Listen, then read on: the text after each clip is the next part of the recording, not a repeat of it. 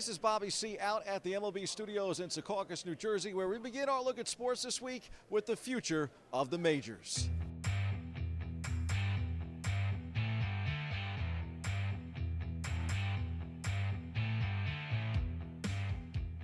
How exciting is it to have the first pick, the Baltimore Orioles? Well, it's definitely a great opportunity for the organization. You know, it's an exciting time. It's an exciting time to get the first pick. An exciting time to kind of start that rebuild, and maybe tonight. As a 10-time All-Star in the majors and a guy that's in the Hall of Fame, how difficult is it for these guys to pick guys that are going to be 10-time All-Stars and future Hall of Famers? Well, I was a 20th round pick, so you never know, I think. But you just go with the talent, and you know what? It's real. I think it's real visible, and all the information is very clear in today's scouting, and there's really no secrets out there just because of the high visibility that these players are. Kids don't realize, man, the percentage of guys that start out playing from Little League, you know, the high school, that percentage of guys that make it to the major leagues, let alone Hall of Fame career. I get a chance to see the young kids get started, you know, and really what really means the most to me is see them, like, you know, excel in their game. See them, things that you try to teach them, and they take it out on the field and it actually work for them. So they read into it. We have 4 guys here tonight, and hopefully these guys are going to all get picked tonight so we can all celebrate. It's the beginning of something amazing, and for myself, just to be able to be here and witness all this, you get a little goosebumps thinking about it. I'm so happy to be here, and this has been a dream come true.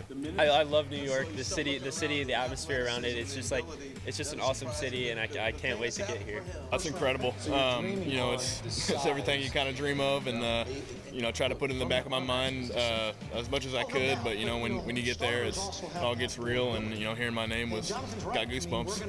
I was calm. I mean, at the end, I know that God has a plan for me, and I ended up in the team that He wanted me to end it up. So it feels good. I mean, it definitely was a relief to finally hear my name called. It's definitely a blessing to be here, and I'm so ready to get started.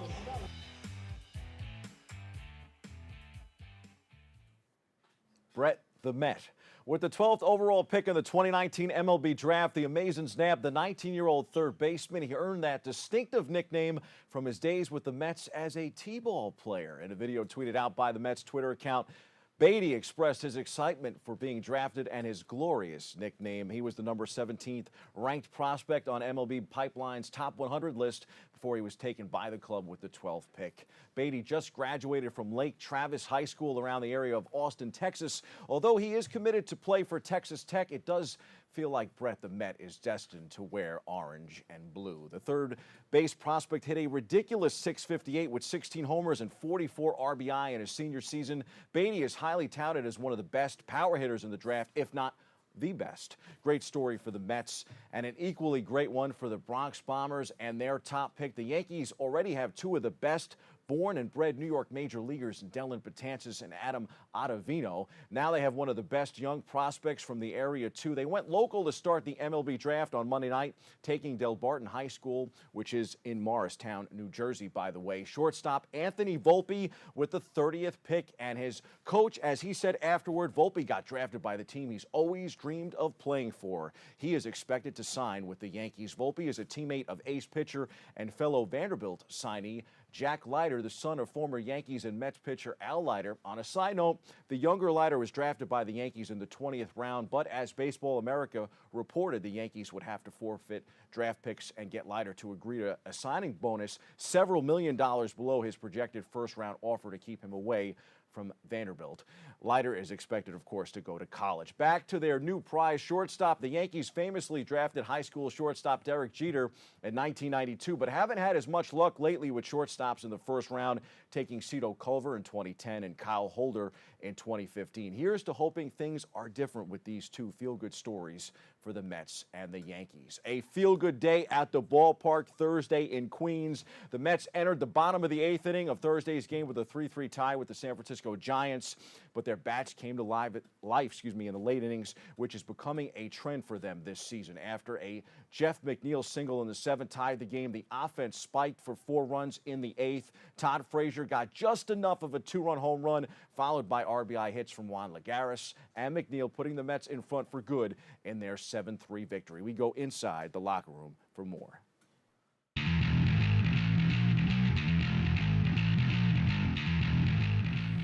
just trying to knock them in. Wasn't trying to hit a home run. Was trying to get basically a hit or find a way to get them in. And it wasn't even a good pitch to hit. So for me, to find the barrel and get it on there, I couldn't be happier.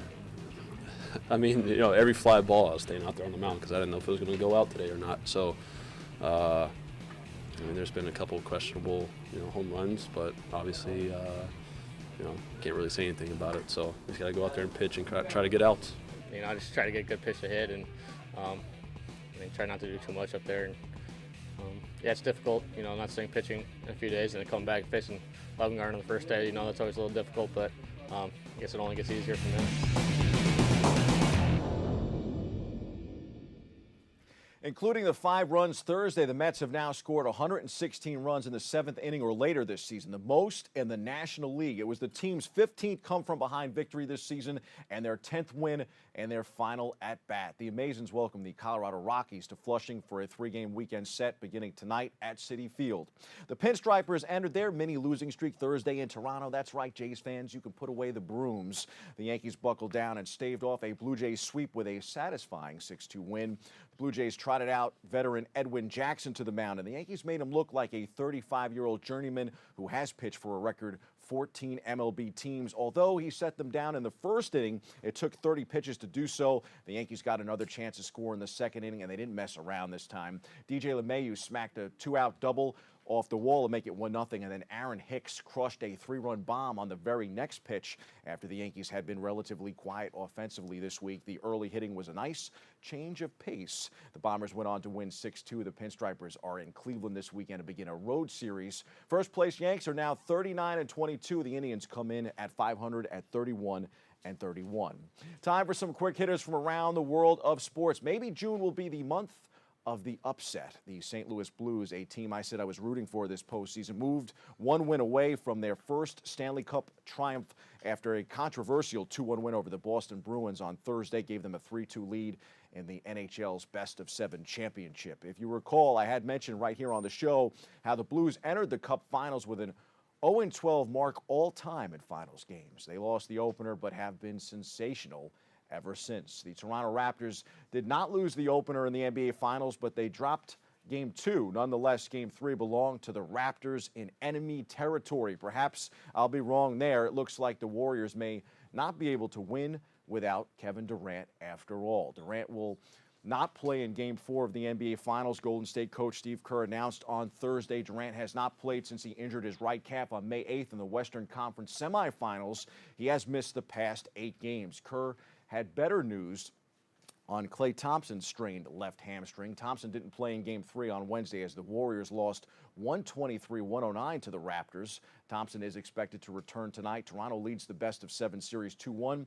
Game 4, as I said, is tonight in Oakland, California. Bad loss for the Warriors all the way around. Warriors minority owner Mark Stevens, who shoved Kyle Lowry of the Raptors during Wednesday night's game, has been fined $500,000 and banned from games for 1 year, the Warriors and the NBA said on Thursday. Golden State will have to fight back if they plan on winning another championship. On the baseball diamond, the Pinstripers lost out on free agent pitcher Dallas Keuchel. He signed with the Atlanta Braves Thursday. The deal is for 1 year and $13 million. Keuchel, 31, posted a 3.74 ERA with 153 strikeouts. He spent 7 months as a free agent, just ahead of reliever Craig Kimbrell, who signed with the Chicago Cubs on Wednesday. Rafael Nadal's first match with Roger Federer at the French Open in 8 years finished just like all the others, a Nadal victory to extend his dominance on the red clay. Nadal eyeing a 12th French Open title, swept Federer 6-3, 6-4, 6-2 to reach Sunday's final.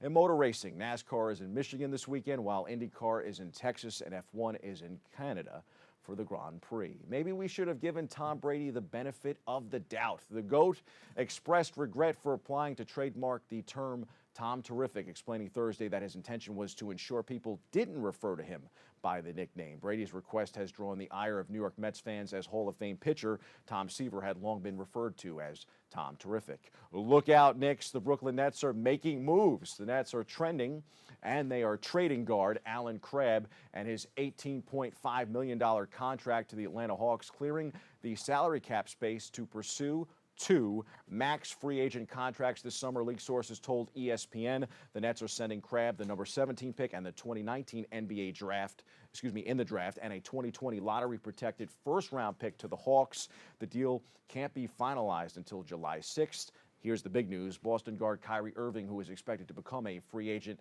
and Brooklyn have a strong mutual interest. The Nets have $46 million now in salary cap space to sign 2 big names. Brooklyn's dream scenario is to lure Irving and Golden State's Kevin Durant to the franchise. That was the Knicks plan, according to reports. League sources say that Irving's interest in the Nets has increased, and Brooklyn has emerged as a serious contender to attract Irving. The Nets could keep restricted free agent guard D'Angelo Russell on a max or near max deal to play with the free agent star too. Also, some rumblings say that he could be dealt. Either way, the Nets appear to be trending in the right direction.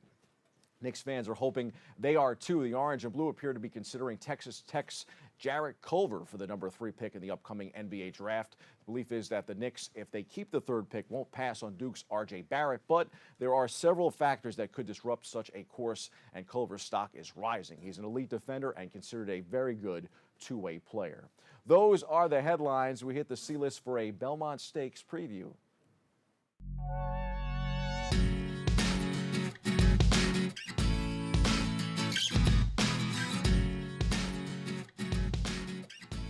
The final leg of the American Triple Crown is Saturday, and the top 2 favored horses for the 2019 Belmont Stakes are set to start the race side by side on Belmont Park's 1.5-mile track. Betting favorite Tacitus drew the outside post for this weekend's Test of Champions, while Preakness Stakes winner War of will start from post number 9, just inside his fellow contender. I like War of Will to win it. The horse landed the rail for both the Preakness and the Kentucky Derby. He's going to be allowed to position himself a little better from the outside, just in my opinion.